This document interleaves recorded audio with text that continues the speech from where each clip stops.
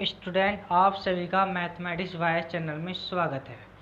जैसे आपका मैकेनिक्स चल रहा था, मैकेनिक्स के अंदर हमारा चला था rectilinear motion with variable acceleration. तो इसके अंदर मैंने आपकी एक्सरसाइज नंबर फर्स्ट के क्वेश्चन जो भी थे इंपॉर्टेंट वो आपके सारे करा दिए। कुछ इंपॉर्टेंट क्वेश्चन और भी हैं जो आप खुद कर लेना, एग्जाम्पल हैं, मैंने बताया नहीं है आपको, बता देता हूँ। एग्जाम्पल नंबर आपका 3 एंड एग्जाम्पल नंबर 2, ये दोनों ही इंपॉर्टेंट है। एक एग्जाम फर्स्ट था जो 2018 में भी आया हुआ था। लेकिन अब हम चलते हैं एक्सरसाइज नंबर 2 के अंदर। तो एक्सरसाइज नंबर 2 के अंदर आपका आता है मोशन अंडर, एक आर्टिकल है पेज नंबर D9 पर, motion under inverse square law. तो आइए देखते हैं इसको भी।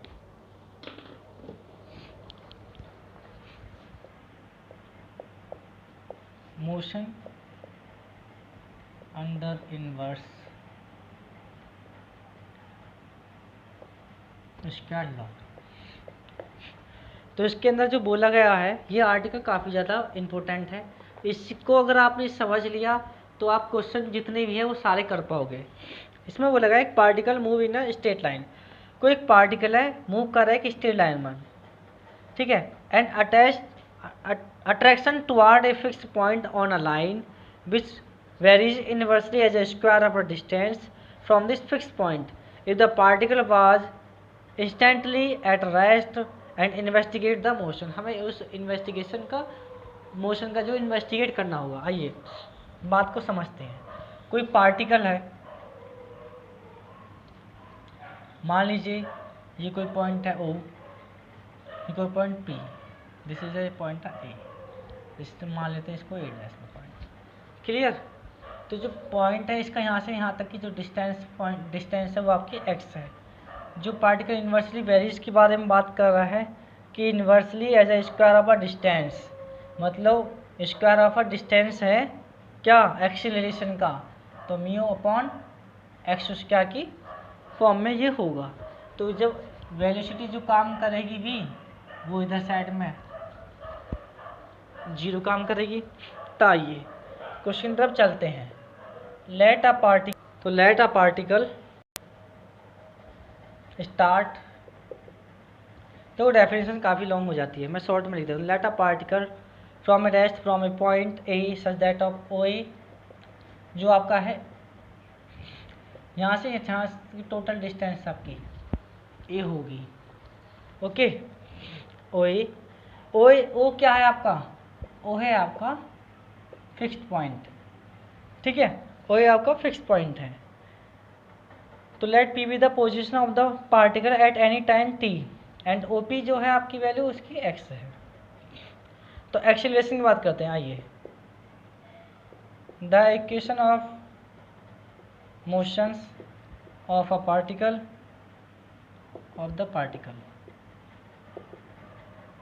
एट पी इज, तो acceleration d x over d t square equal to minus k mu upon x square. तो इस टाइप के क्वेश्चनों को सॉल्यूशन करने का जो तरीका होता है ना वो कैसा होता है, आपसे एक चीज़ बता देता हूँ। नेगेटिव साइन जो आपका बताता है कि negative sign has been a positive in the direction x is increasing, ठीक है। आइए इस क्वेश्चन की तरफ चलते हैं। ये हो गया first, multiply 2dx over dt on both side, we get 2dx over dt into d2x over dt square equal to minus mu upon x square into dx over dt, ठीक है। ये हो गया आपकी क्वेश्चन नंबर 2। क्या कर दिया, integration करने के बाद क्या मिला मुझे यहाँ से, dx ओवर dt का होल स्क्वायर इक्वल टू, पता है ना dx और इंटीग्रेशन तो आते ही आपको करना, minus 2 mu upon x square. तो आइए एक्स स्क्वायर का इंटीग्रेशन जैसे आपका ऊपर पहुँचाइए x की पावर -2, इंटीग्रेशन में क्या होगा, x की पावर -1 अपॉन -1, तो कितना आ जाएगा 1 अपॉन एक्स प्लस कोई कांस्टेंट है नहीं C1, इस माइनस से ये माइनस कैंसिल आउट हो गया, तो मुझे मिलेगा dx over dt square equal to कितना 2μ/c1। क्लियर, इतना ही है। But the point of A, तो but at the point A पर क्या होगा, वैल्यूसिटी मतलब dx/dt की value 0 and x equal to A. इस पर x इक्वल टू ए रहेगा, तो रख दीजिए dx/dt की वैल्यू क्या है 0, x की वैल्यू यहाँ रख जाएगी, तो 0 equal to 2μ/a plus c1, तो c1 मिल गया मुझे 2μ/a। इस वैल्यू को आपको इसी इक्वेशन में रख देना, ये इक्वेशन आपकी थर्ड चल रही है। तो क्या मिला dx/dt की वैल्यू 2μ/x माइनस 2μ/a। तो मेरे पास 2μ कॉमन आ गया और ax एलसीएम आया, जिससे मुझे तब मिली a माइनस एक्स इंटू ये होल स्क्वायर चल रहा dx/dt का होल स्क्वायर। बात यहाँ तक आपको क्लियर समझ में आ गई होगी। आइए, तो dx/dt का whole square equal to constant term को अलग ले लीजिए, दिस ये टर्म ये अलग, तो मुझे यहाँ से dx/dt चाहिए, वो क्या मिलेगा माइनस नेगेटिव साइन आपको बताता है कि वो टर्म जो आपकी डिक्रीजिंग में है या इंक्रीजिंग में टुवर्ड कर रहा है। क्लियर हुआ, दिस इज ये पॉइंट होगा। बात आगे होगी समझ में। तो नेगेटिव, चलो इस वाली लाइन में लिख देता हूँ इस क्वेश्चन में, बाकी मैंने लिखने का हूँ। The negative sign has been taken, एक minute, the negative sign is take sign the particle is moving in the direction of x, क्या आ जाएगा आपका डिक्रीजिंग। ठीक है, बाद में आपको लिख देख लेंगे इसे बाद। आइए, तो मुझे dt/dx कितना मिला, उल्टा कर देते हैं।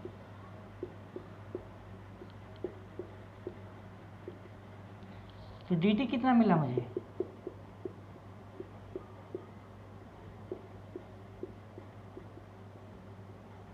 dx, तो ये आपकी इक्वेशंस हो गई।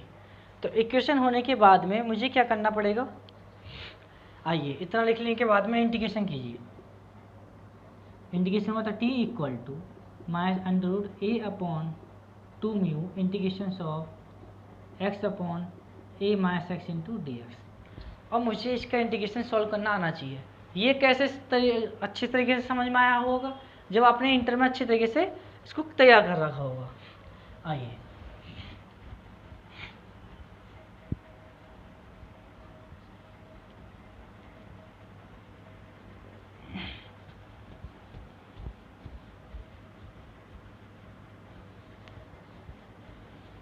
तो t मेरे पास क्या है, देखो t equal to -√a/2μ x/a-x into dx। तो ये कैसे होगा सॉल्व, इसके लिए देखो मेरी बात सुनना। Put x equal to a-x है, तो a को भी कॉमन लेना है और x की ऐसी टर्म रखनी पड़ेगी। तो मैं एक काम करता हूँ, x equal to a cos square theta रख दिया। तो dx क्या मिला मुझे 2a into cos theta into sine theta into d theta. Cos का डिफरेंशियल माइनस आएगा, दिस इज द माइनस यहाँ। तो t equal to minus minus तो देखो प्लस हो जाएगा, तो मैं इसको प्लस लिख देता हूँ। Integrations of a cos square theta upon ये वाली टर्म जैसी मैंने यहाँ रखी, तो a मेरा कॉमन आया और 1 minus cos square theta into 2a cos theta sine theta D theta. Minus था उससे ये प्लस बनाया मैंने। a/2μ इंटीग्रेशंस a से a कैंसिल, cos बाहर आया स्क्वायर रूट से, 1 minus cos square theta sine square theta होता है, वो भी बाहर आ गया। 2a cos theta sine theta D theta, sine theta से साइन थीटा कैंसिल हो गया, 2a बाहर ए अपॉन 2 म्यू। आइए कितना मिला, cos square theta into d theta. चलो एक काम करते हैं, 2 को भी यहीं लिख लेते हैं। और आप जानते हो इस टाइप के क्वेश्चन करना है तो 2 कॉस स्क्वायर थीटा क्या होगा, 2 कॉस स्क्वायर थीटा को 1 प्लस कॉस 2 थीटा रख दीजिए। ये आर्टिकल समझना बहुत ज़रूरी है। यदि आपने आर्टिकल करना आ गया तो समझ लो कि क्वेश्चन को कैसा भी आ जाए सॉल्यूशन कर दोगे आसानी से। आइए थीटा प्लस इंटीग्रेशन कर रहे हैं, कॉस 2 थीटा का इंटीग्रेशन क्या होगा बोलिए, sine 2 theta into sine 2 theta upon 2, okay, plus कोई अदर कांस्टेंट आ गया b, जैसा t। बात यहाँ तक क्लियर होगी। अब उससे आगे चलते हैं। अब हम हमारा आ गया, देख लेते हैं सही चल रहा है नहीं चल रहा।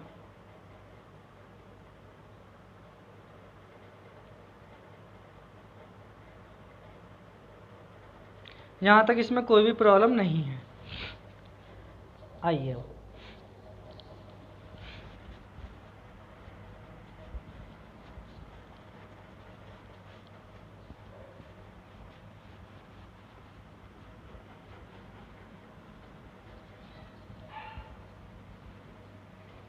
चलिए t इक्वल टू, पहले तो सबसे पहले थीटा की वैल्यू रखिए। थीटा यहाँ से फाइंड होगा इस वाले टर्म से। देखो x equal to a cos square theta, x upon a equal to cos square theta, cos theta क्या हुआ x अपॉन ए, तो थीटा क्या मिला cos inverse under root x upon a. एक बात तो ये निकल के आ गई। आइए t इक्वल टू ए, ये ठीक लिखा हुआ है, ए अंडर रूट कितना a upon 2 mu theta this cos inverse under root x upon a plus sine theta. यहाँ समझना मेरी बात को ध्यान से, 2 sine theta cos theta upon 2 करूँगा, 2 से 2 कैंसिल हो जाएगा।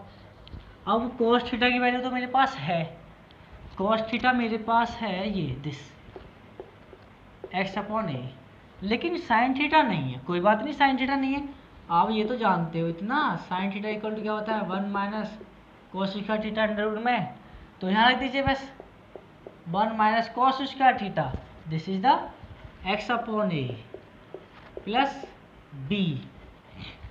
अब आपको चाहिए कांस्टेंट की वैल्यू, तो कांस्टेंट की वैल्यू के लिए एट द पॉइंट ऑफ ए पर क्या हुआ टाइम 0 हुआ और x की वैल्यू आपकी a हुई, तो दिस इज टाइम 0, ये तो जो का तो यही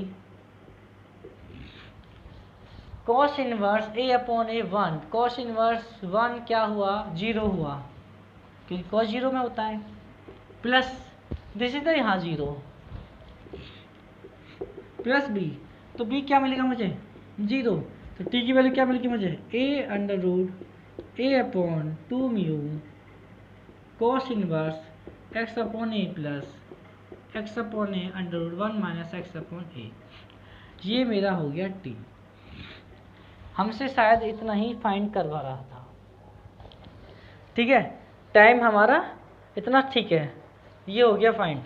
ये इक्वेशन मान लीजिए मैंने मान लिया, कोई इक्वेशन ए मान लिया इक्वेशन, ठीक। अब क्या करना है, अब उसने क्वेश्चन में पूछा है आर्टिकल में ही, if the particle was instantly at a rest and investigate the motion, अगर उसने वो रेस्ट कर लिया, रेस्ट में क्या होगा भाई, कोई भी चीज़ है, ये मार्कर है अपनी जगह पर है, कुछ भी नहीं कर रहा, तो इसका वर्किंग क्या होगा, टाइम वर्क मतलब 0 रहना है। तो अगर मैं बोल दूँ कि x की वैल्यू 0 हो जाए और टाइम हमारा टेकन कर ले वो t1 टाइम, तो क्या होगा t1 equal to a under root a upon 2 mu को x की वैल्यू 0 हो गई, 0 होने पर ये वाला मिला यहाँ से π/2 और π/2 मिलने के बाद ये टर्म 0 हुआ, तो मेरे को क्वेश्चंस में मिल गया π/2 ए जैसे अंदर जाएगा तो ए की power 3 upon 2 mu, this is the t1। ये हो गया T1। क्लियर। अगर आपसे बोलता है कि टाइम 1 कंप्लीट ऑसिलेशन, मतलब अब कोई भी है वो टाइम और 1 कंप्लीट करता है ऑसिलेशन को, तो 1 कंप्लीट ऑसिलेशन टाइम करता है। देखो मेरी बात समझना, डायग्राम था ना हमारा A-0A, तो 1 टाइम में टाइम कंप्लीट करेगा ऑसिलेशन। देखो यहाँ से यहाँ, दिस यहाँ से यहाँ, दिस यहाँ, दिस ये, तो 4 टाइम कंप्लीट करेगा ना। तो 4 टाइम जब कंप्लीट करेगा तो 4 इंटू टाइम A2 0, तो 4T1, तो 4 इंटू T1 की वैल्यू कितनी मिली मुझे, π/2 √AQ/2μ, 2 से 2 कैंसिल हुआ तो 2π√AQ/2μ। तो ये आ गया आपका 1 कंप्लीट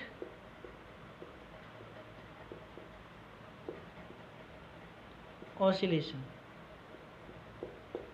ठीक है, ये आपका हो गया आर्टिकल तैयार। और आपका एक 1.7 है, motion of the particle under the attraction of this earth, जो इसमें Newton law of the gravitational है, उसको आपको पढ़ना पड़ेगा, क्योंकि इसके जो तीनों पॉइंट हैं आपके 2.5 नंबर में क्वेश्चन पेपर में आ जाते, मतलब ये तो 3 नंबर का आएगा इसमें क्वेश्चन, तो 3 नंबर का आपको इसमें क्वेश्चन मिल सकता है। ओके स्टूडेंट, अगर आपको वीडियो अच्छी लगी हो तो वीडियो को लाइक, शेयर एंड कमेंट कीजिए। हमारे चैनल को सब्सक्राइब करना, बेल आइकन जरूर दबा देना, ताकि आपके पास कोई भी नई वीडियो है उसकी नोटिफिकेशन सबसे पहले